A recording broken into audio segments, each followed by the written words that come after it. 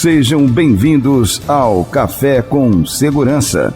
Todas as sextas-feiras, às 7h15, horário de Brasília, temos um encontro marcado para o compartilhamento solidário de conhecimentos entre os melhores profissionais relacionados com a segurança e a saúde do trabalhador.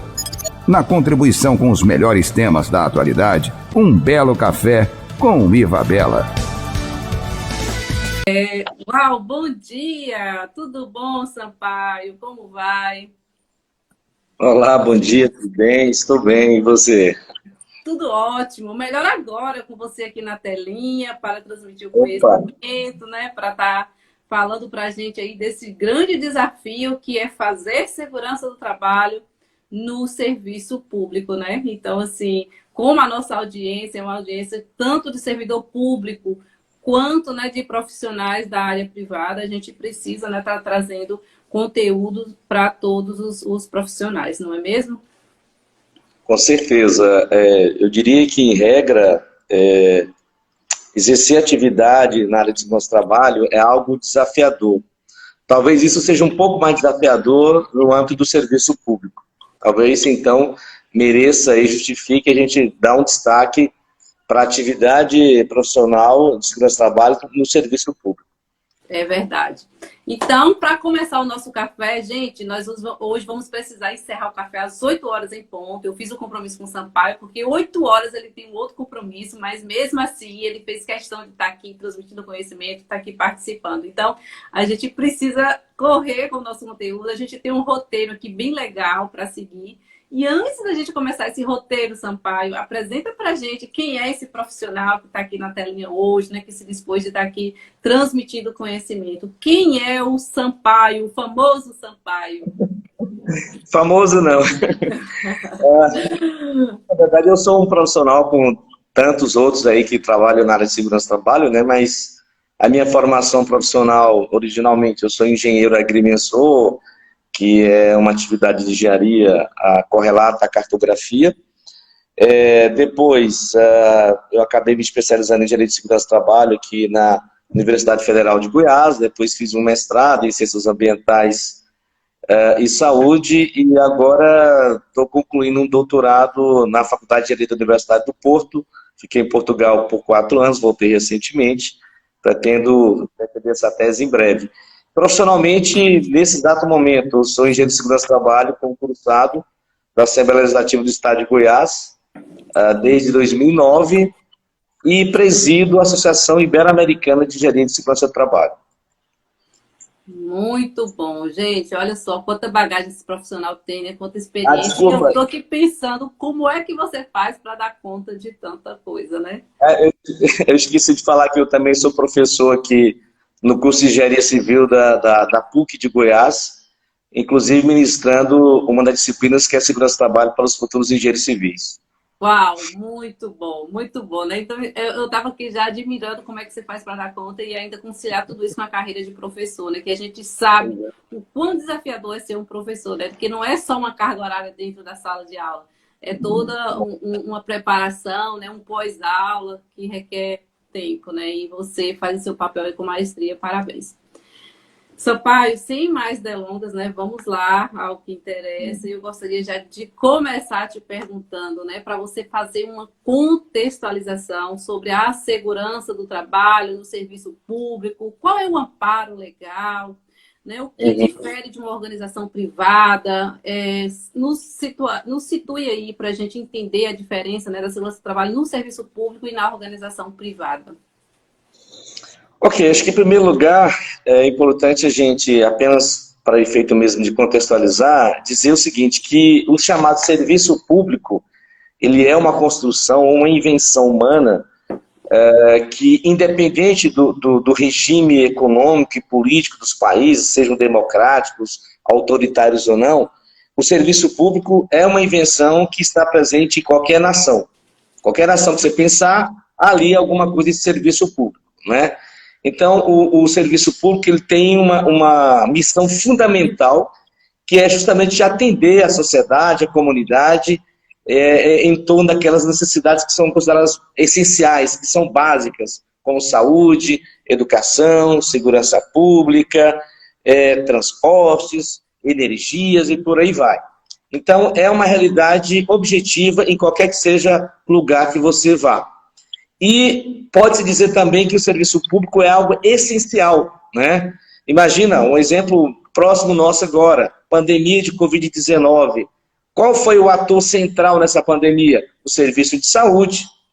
E os países, né, que têm serviço de saúde mais bem estruturados foram aqueles que talvez tenham conseguido enfrentar melhor essa situação, né? Então, o serviço público é uma realidade. Ora, se ele é uma realidade, seria fundamental para a sociedade, alguém tem que estar envolvido, né, para o cumprimento dessas necessidades, que é exatamente o chamado servidor público. E essa atuação do servidor público, normalmente, ela ocorre de duas formas. De forma direta, vamos dizer assim, ou de forma indireta. De forma direta, o exemplo clássico de um professor de uma escola pública em sala de aula. Ele está diretamente em contato com a população que é destinatária daquele serviço, prestando aquele serviço considerado fundamental e essencial.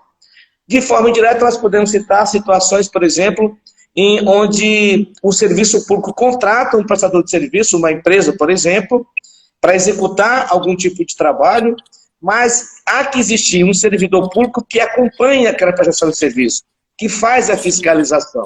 Então, de forma direta ou de forma indireta, o servidor público está no cumprimento dos serviços considerados essenciais, os chamados serviços públicos. Um outro aspecto fundamental que deve ser considerado é o seguinte: qual é a participação do serviço público na força geral de trabalho? Quanto nós somos? O que nós representamos? Então, se você pegar, por exemplo, a realidade da Europa, a média é de, em torno de 17% da força de trabalho, da força geral de trabalho, é de servidores públicos. E esse percentual, em alguns países, ali acima da Inglaterra, chega até 30%, 32%. Não é? No caso do Brasil, isso serve até para desmistificar, porque as pessoas dizem que tem muito servidor público no Brasil, né? Nós somos um dos países que menos temos servidores públicos quando a gente compara com esses outros países. Nós temos cerca de 12 milhões de servidores públicos no Brasil, envolvendo servidores municipais, estaduais, federais, dos 3 poderes da República, e, portanto, representamos algo em torno de 11% a 12% da força total de trabalho, né? Então, foi só para dar esse contexto. Ora, mas se nós somos trabalhadores, o que nos diferencia do trabalhador de uma empresa privada, dentre outras coisas, é o regime jurídico, né? Enquanto um profissional de uma empresa privada, no caso do Brasil, tem um contrato regido pela CLT, o servidor público concursado, ele tem um regime jurídico próprio, né? A gente chama de um estatuto, por isso a gente chama ele de estatutário, né? Cada prefeitura, cada órgão tem o seu próprio estatuto que rege essa relação de trabalho envolvendo o servidor público, né? Dentre outros aspectos, naturalmente, que a gente sabe, a questão da estabilidade e por aí vai. Ora, mas não é o fato de nós sermos servidores públicos que nos dá o poder divino de sermos ungidos contra qualquer tipo de risco, né? Um motorista que dirige no órgão público, em tese, está sujeito aos mesmos riscos que o motorista que dirige numa empresa privada. Sim. Isso se estende para qualquer outra ocupação, qualquer outra profissão, né? Significa dizer, então, o quê? Que o servidor público também se acidenta, que ele também adoece, que ele se afasta do trabalho e que, no limite, ele pode até ser uma vítima fatal em função do seu trabalho. Então, a nossa diferença é uma diferença jurídica e alguns outros aspectos mais específicos. Mas somos trabalhadores tanto quanto os demais que trabalham por esse país afora. E aí eu costumo dizer o seguinte, isso é uma máxima que eu sempre uso, das minhas aulas, das minhas falas, eu sempre digo o seguinte: o trabalho, ele é potencialmente patológico. Isto é, o trabalho provoca acidentes, o trabalho pode provocar adoecimento e o trabalho pode provocar a morte das pessoas. E isso se aplica para qualquer tipo de trabalho em qualquer situação. Sim. Não existe trabalho sem potencial patológico. Naturalmente que esse potencial ele vai ser maior ou menor a depender de uma série de aspectos do tipo de atividade e essencialmente das medidas que são colocadas para neutralizar as situações de perigos que ali existem. mas não há trabalho que não seja perigoso, não há trabalho que não tenha um potencial patológico. Então, isso se aplica para o servidor público. Pois bem, no Brasil, historicamente, o servidor público ele foi excluído da proteção legal em matéria de segurança e saúde do trabalho. Nós sabemos disso, não é? Se você pegar lá as normas regulamentadoras, a NR1, que diz que todas as normas são aplicáveis ao trabalhador e às empresas, inclusive as públicas. Mas aí tem lá um condicionante. Qual é o condicionante? Desde que ele tenha um contrato regido pela CLT, que não é o caso do servidor público. O servidor público estatutário, efetivamente, né? Então, esse aspecto legal, inclusive, entra em contradição com a própria Constituição Federal, que diz que a proteção do trabalho, está lá no artigo 7 da Constituição Federal, que diz que há que existir a proteção em matéria de segurança e saúde do trabalho. Então, é um direito constitucional. Mas a lei não materializou esse direito constitucional, não é? E aí, esse é o quadro. Qualquer trabalhador, seja no Acre, no Piauí, em São Paulo, Rio Grande do Sul, se ele estiver trabalhando, ele tem o mesmo direito. A empresa é obrigada a assumir a segurança e a saúde daquele trabalhador. Mas isso não se aplica para o serviço público. Então, nesse contexto todo, o que ocorreu, já há cerca de 20 anos, mais ou menos, 20, 25 anos por aí, é que em função da pressão dos sindicatos, dos servidores públicos, ou alguma ação do Ministério Público, ou algum gestor que pôs a mão na cabeça e entendeu que esse trabalhador também se acidenta, que fica doente, que se afasta, e que isso, inclusive, pode comprometer a qualidade da prestação de serviço. Quando o professor adoece e sai da sala de aula, não tem ninguém para substituir, são alunos, são crianças que ficam sem aula. Quando um médico não pode comparecer, são pessoas que ficam sem a consulta médica. Quando um gari está doente, pode comprometer a coleta dos resíduos sólidos, por exemplo, né? E por aí vai. Então, começou a haver algumas iniciativas de órgãos públicos, no sentido de buscar a definição de algumas políticas nessa área de segurança do trabalho. Eu mesmo sou uma situação dessa. Eu sou engenheiro de segurança do trabalho da Assembleia Legislativa do Estado de Goiás, né, que abriu em 2006 uma vaga para engenheiro de segurança do trabalho, e eu consegui passar nesse concurso, né? Então, o que nós temos hoje?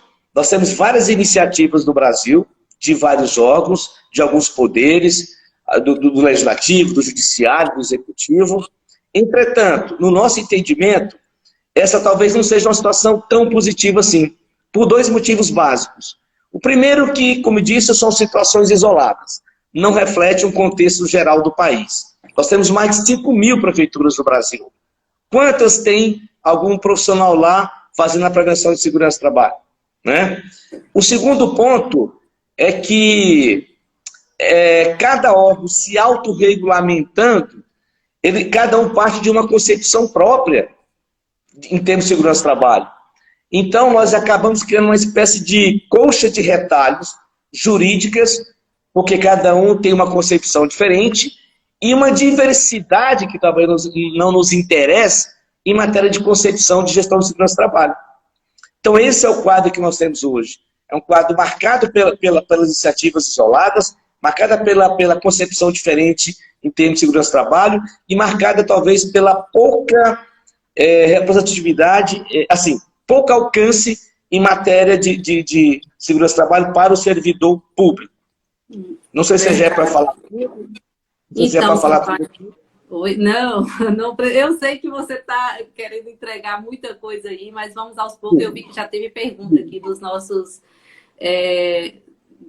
colegas, né, que estão tomando café aqui conosco, e eu quero aproveitar um momento aqui, Sampaio. Eu estou vendo que tem muita gente aqui que são seus alunos, né, que é da sua audiência, dos seus seguidores, e eu gostaria, nesse momento, de me apresentar. Eu sou Iva Bela, sou engenheira de segurança do trabalho, né, e sou idealizadora desse projeto Café com Segurança, que acontece toda sexta-feira aqui no Instagram. E aí, toda sexta-feira, a gente traz um convidado especial, né? Hoje nós temos aqui o Sampaio falando sobre o serviço público, né? A segurança do trabalho no serviço público. E assim, na próxima sexta-feira a gente vai ter outro convidado, né? Então, assim, a ideia é construir o conhecimento. Esse projeto, ele é para construir o conhecimento. Então, você que está chegando aqui à página, Não deixe de seguir, porque é sempre muito conhecimento, né? Apesar do horário ser pouco, mas a gente consegue entregar muito conteúdo. E Sampaio, você falou de algo aí que me deixou aqui já, né?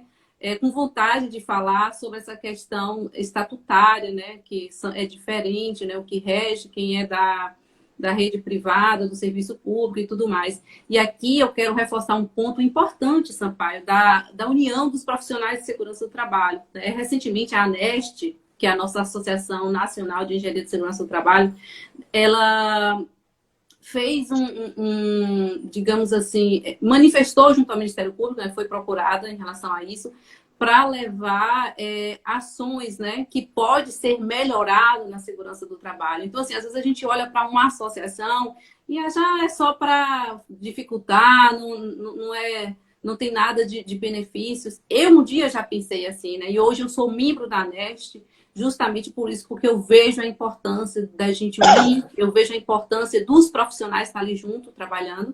E a ANEST, ela fez esse documento, o presidente Bevenuto reuniu alguns colegas, inclusive o Ivan Cunha, que está aqui nos assistindo nesse momento, fez parte, né, e nos convidou para poder a gente juntos fazer esse protocolo de intenções junto ao Ministério Público, né? Então, assim, é importante a gente se posicionar, é importante a gente se unir e levar esses pontos, né, para os órgãos competentes. Então, se a gente não manifestar, se a gente não fizer, não vai acontecer um milagre, né? Então a gente precisa posicionar, né? Então, inclusive, o presidente Bevenuto entrou aqui, está nos assistindo, e foi ele quem indicou o Sampaio para estar aqui conosco, né? Eu não conheço pessoalmente, estou conhecendo aqui na telinha junto com vocês, mas muito bem provável que a gente se conheça lá no Conest, né, Sampaio? É bem provável, sim. Então, aqui temos algumas perguntas dos colegas. Eu me perdi, gente. Eu vi que tem várias perguntas, mas eu tenho aqui a do José Amado, que eu travei a tela, e ele diz o seguinte: a NBR 14.280 é aplicável ou se aplica no servidor público? Você tem ciência sobre essa NBR, Sampaio? Eu agora não me recordo. Não, a gente pode responder nos stories, pode responder na próxima live. Mas o que nós podemos dizer, em regra, sim, é que norma da ABNT são normas técnicas, não são normas legais, digamos assim, regulamentadoras, digamos assim, né? Sim. Então, as normas técnicas, em princípio, não são de cumprimento obrigatório por quem quer que seja, a não ser que haja algum diploma legal, uma norma regulamentadora, uma resolução, uma portaria, recepcionando aquela norma técnica.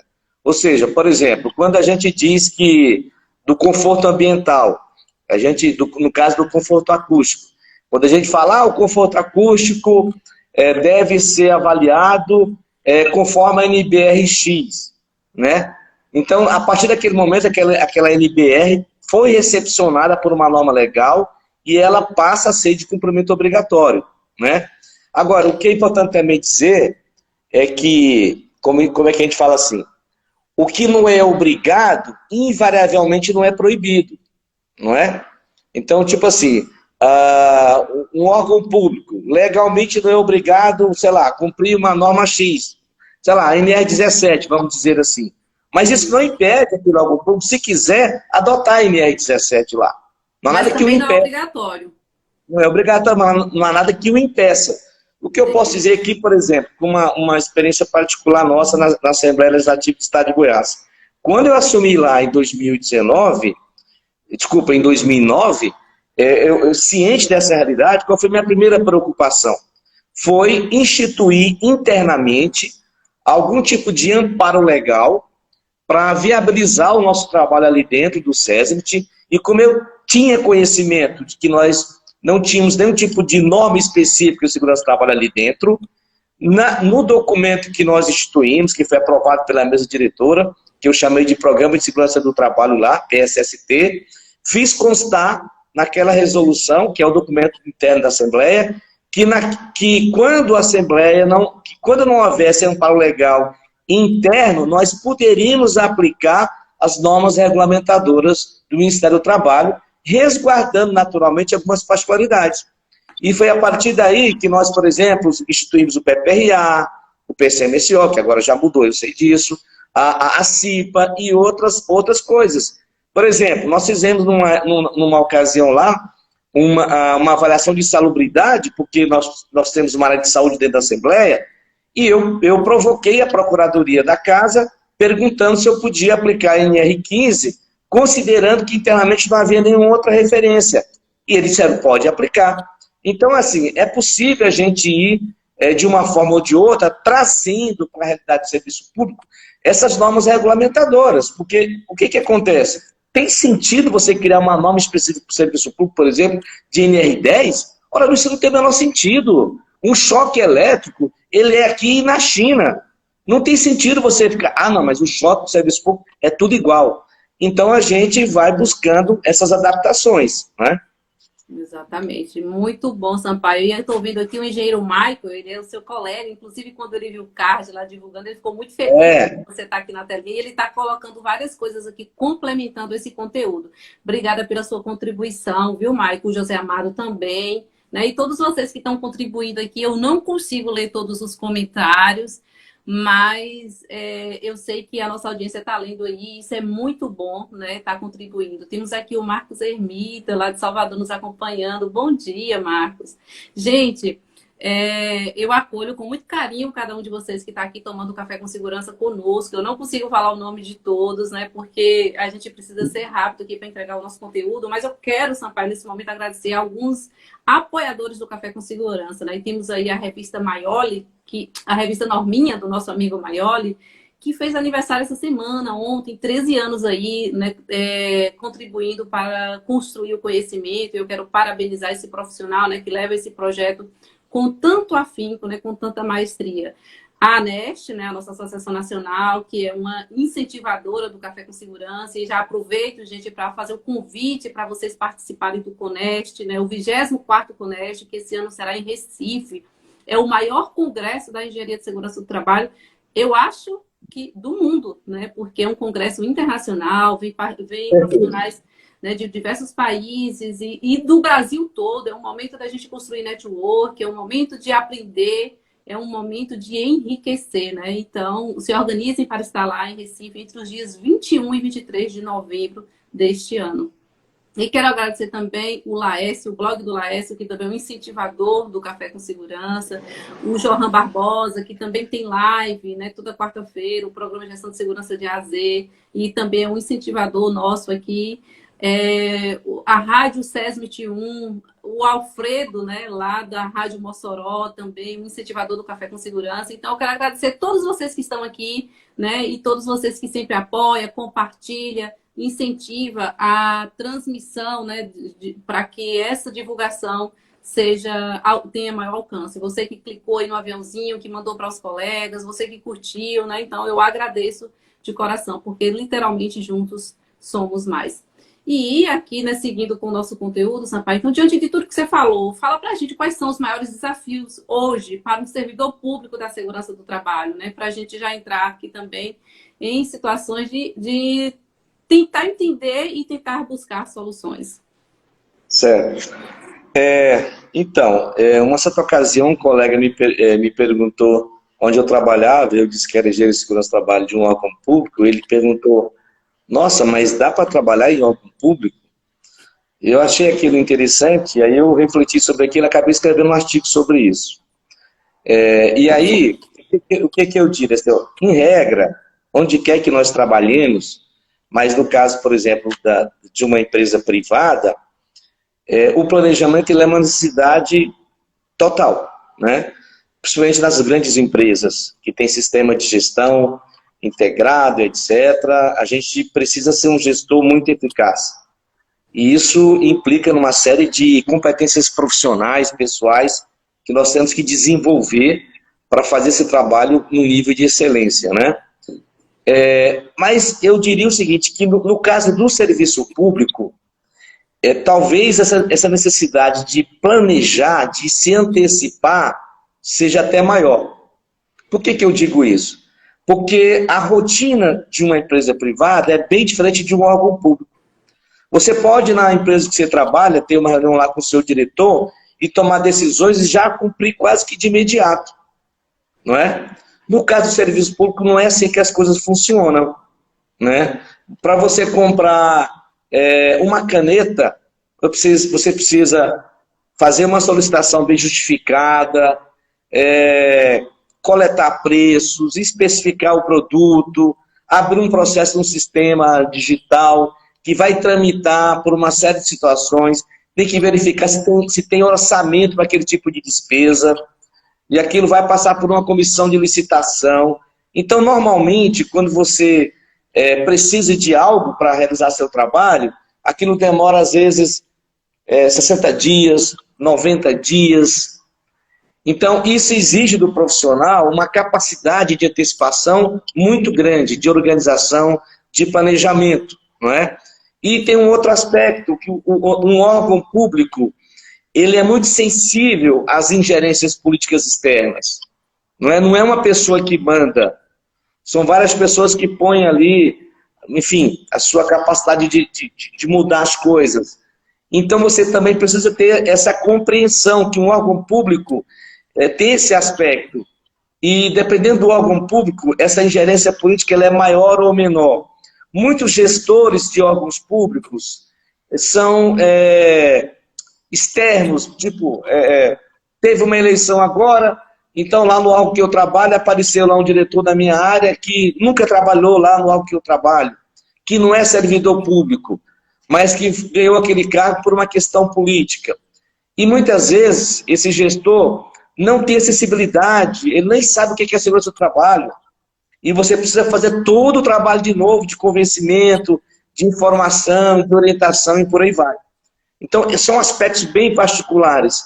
Mas isso não faz do trabalho no serviço público algo impossível, muito pelo contrário. É totalmente possível, é animador, é motivador e vai exigir de nós a capacidade técnica e gerencial bem aguçada, não é? E eu acho que isso é plenamente possível de ser feito. Só que nós temos que compreender esses meandros, essas particularidades, não é? Então, assim, para encerrar esse ponto, eu diria o seguinte: no caso que nós fizemos na Assembleia de Goiás, eu tive a preocupação de certa forma, procurar blindar o nosso trabalho, legalmente falando, para eu não ser tão refém de um gestor que vem à frente e que não compreende nada daquela área e que não está muito sensibilizado para tomar decisões favoráveis. Então, a partir do momento que existe um programa oficial, aprovado, legalmente instituído, tudo que eu vou solicitar, eu digo lá, considerando a resolução tal, o programa tal, que nos obriga a isso, considerando... Aí é que eu vou pedir. Você entendeu? Então, são essas questões que a gente tem que ter presente para poder fazer um bom trabalho. Eu gosto muito de trabalhar no serviço público, de fazer segurança no serviço público, reconheço as dificuldades que tem, desafios que tem, mas digo, é plenamente possível. Agora, não pode ser aquele profissional que fica no canto esperando as coisas acontecerem. Você precisa mostrar serviço, planejamento, não é? Porque senão as coisas não vão acontecer. Você entendeu? É verdade, bem colocado aí, Sampaio. E aí, já que você falou sobre isso, eu quero que você, nesse momento, exponha a tua opinião, Sampaio, né, em relação à inexistência, né, das mesmas medidas preventivas, né, previstas na CLT e para o setor público, essa divergência. Qual é a sua opinião como servidor público, como profissional? Olha, em 2013, eu estava lá na Assembleia e aí conversei com os colegas do SESI e disse, pessoal, vamos fazer uma mobilização aí do serviço público. E aí falei, pesquisa na internet, onde tiver um SESI do Brasil é para ligar, que eu quero falar com esse povo. Nós conseguimos organizar em 2013 na Assembleia do Estado de Goiás, que nós chamamos de uma Conferência Nacional de Segurança do Trabalho no Serviço Público. Nós reunimos cerca de 200 pessoas de 11 estados do Brasil. Na sequência, salvo engano, naquele mesmo ano, o ex-presidente da ANEST, Francisco Machado, que morou lá em Brasília, né, mais outros colegas, conseguiram negociar lá no Senado Federal uma audiência pública para tratar desse assunto, por meio da Comissão Nacional de Direitos Humanos. E eu, na época, fui uma das pessoas que fui palestrar lá. E depois dessa audiência pública, que era o senador Paulo Paim, que era o presidente naquela época da comissão no Senado, e por sinal ele é técnico de segurança do trabalho, eu não sabia, foi criado um grupo de trabalho que envolveu vários colegas, inclusive promotor aqui do Estado de Goiás, o Vilani Camapum, que lidava com essa área, e nós elaboramos uma proposta de uma lei nacional de segurança do trabalho para o serviço público.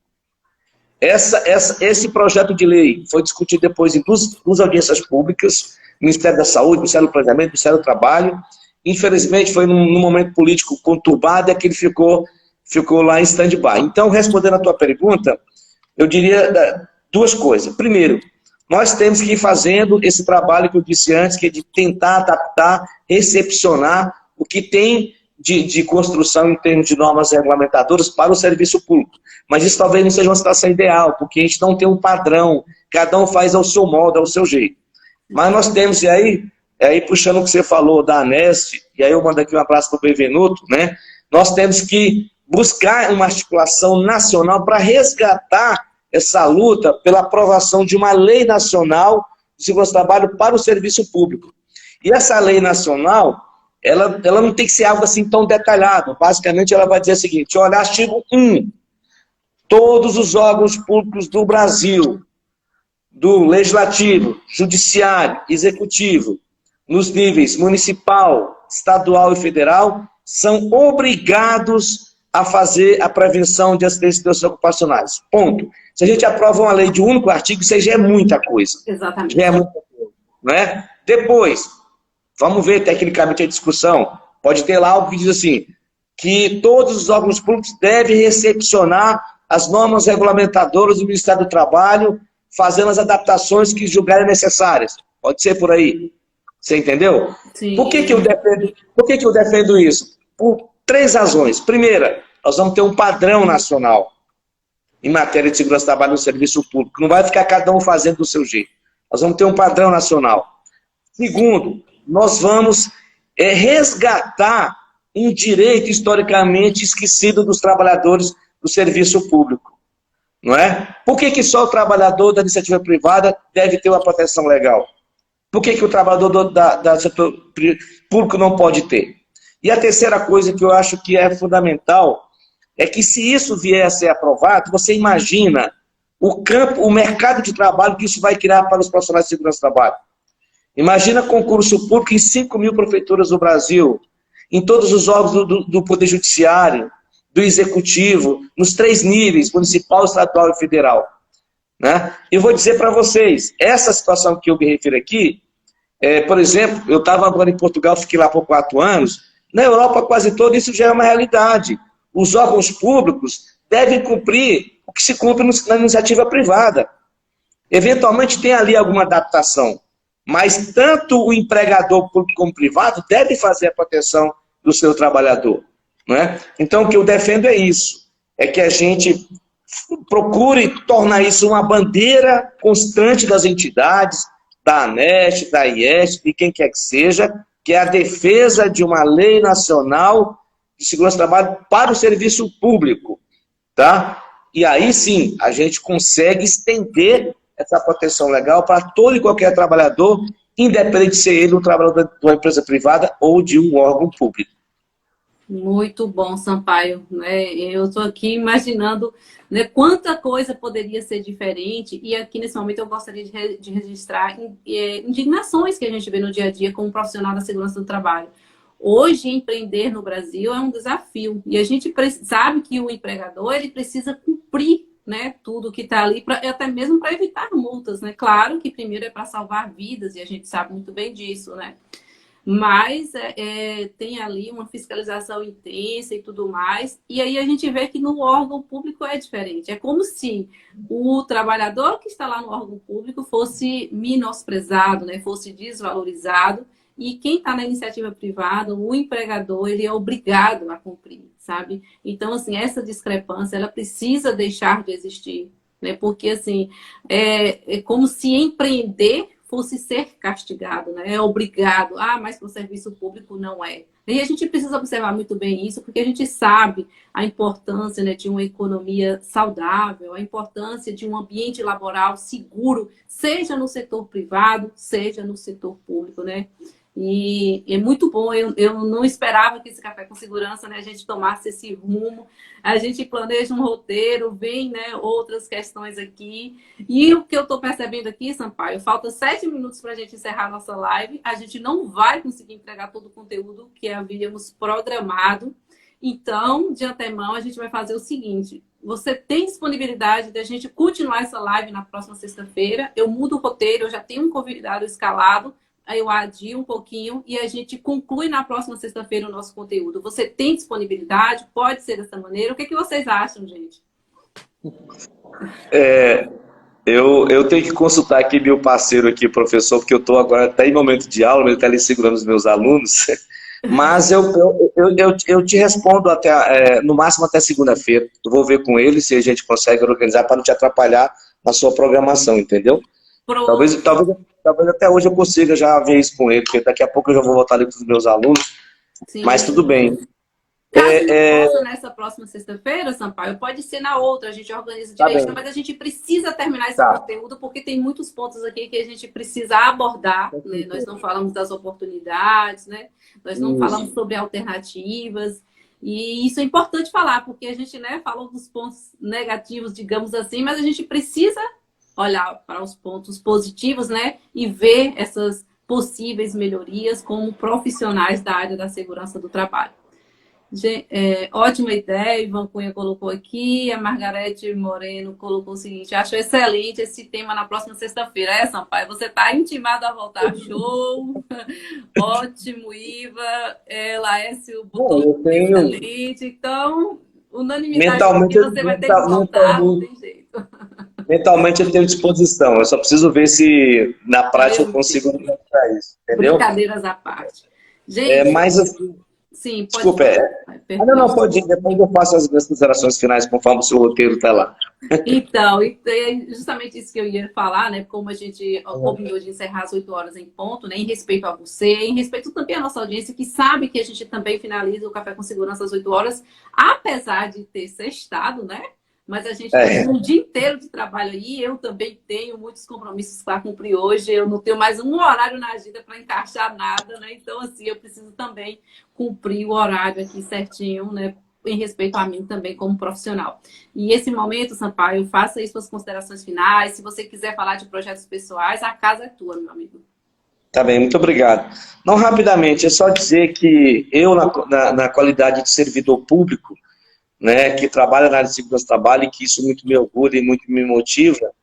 Eu, inclusive, agora no meu doutorado, que eu estou aguardando fazer a defesa, espero eu no mês que vem, eu dediquei a minha pesquisa para o serviço público. Então, a minha pesquisa, ou como se chama em Portugal, a minha investigação, ela está em torno do chamado absenteísmo, doença de servidores públicos do Poder Legislativo. Então, o que eu posso adiantar é que o serviço público, ele convive basicamente com os mesmos fatores de riscos da atividade privada, mas naturalmente, dependendo de qual é o setor do serviço público, isso vai variar. Por exemplo, as pesquisas nessa área, elas estão muito concentradas na saúde, na educação e na segurança pública, que são, aliás, o Maico que está aqui, né, nós trabalhamos juntos por quase 3 anos na educação.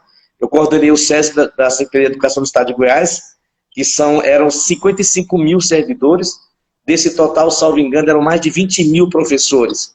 Então, muitos professores, por exemplo, se afastam depois de 10, 15 anos da atividade, porque eles estão doentes mentalmente. Estão com depressão, né? Na saúde, isso é muito forte também. A mesma coisa na segurança pública, né? Então, um dos fatores de risco que são fundamentais para explicar o adoecimento, o absenteísmo de servidores públicos, são os fatores de risco psicossociais, né? Depois, nós temos os fatores de riscos ergonômicos, né? Mas, obviamente, que existem órgãos de serviço público mais operacionais, né? Sei lá, área de transporte, outras áreas, que aí aqueles riscos tradicionais, riscos de acidente, riscos físicos e químicos também vão ocorrer. Mas é uma atividade que está tão afetada quanto as demais na questão da segurança do trabalho.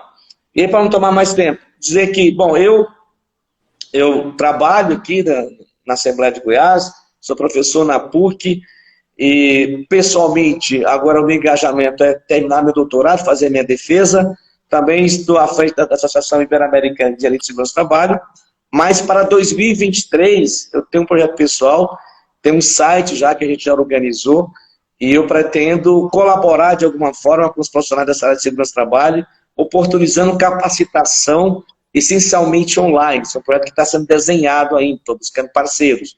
Mas é um desejo meu de dar algum tipo de contribuição efetiva nesse sentido, né? E espero também, aí, com o apoio da ANEST, do PVNUT, dos demais colegas, a gente mobilizar, resgatar essa bandeira em defesa de uma lei nacional de segurança do trabalho para o serviço público. Ano que vem, uma nova legislatura do parlamento, do executivo, quem sabe a gente consiga um ambiente favorável para isso. E no mais, é agradecer pelo teu convite e quero estar contigo na próxima ocasião e agradecer aos colegas que estiveram aqui conosco até esse momento.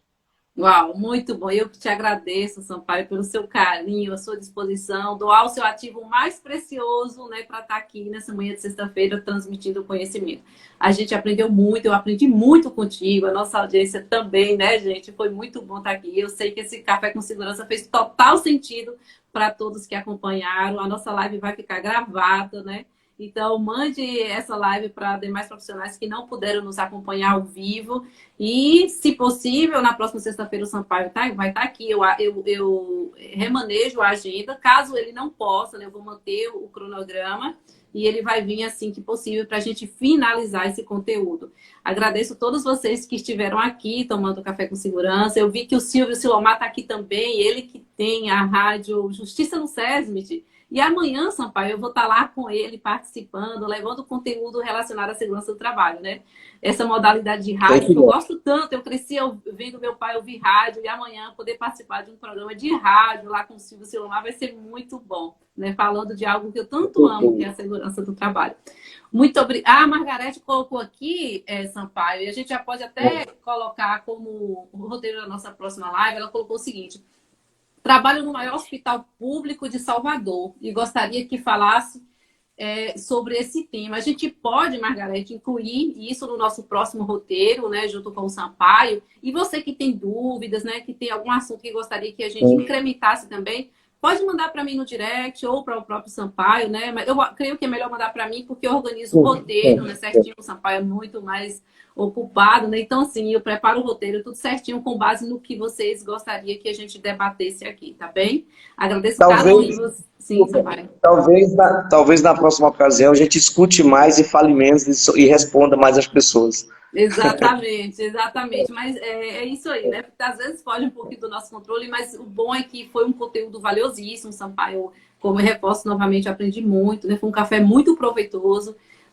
Muito obrigada mesmo pelo seu carinho, a sua atenção, e obrigada a todos vocês que acompanharam o Café com Segurança conosco. Juntos, literalmente, somos mais. Até sexta-feira, no próximo Café com Segurança. Até mais, obrigado. Até.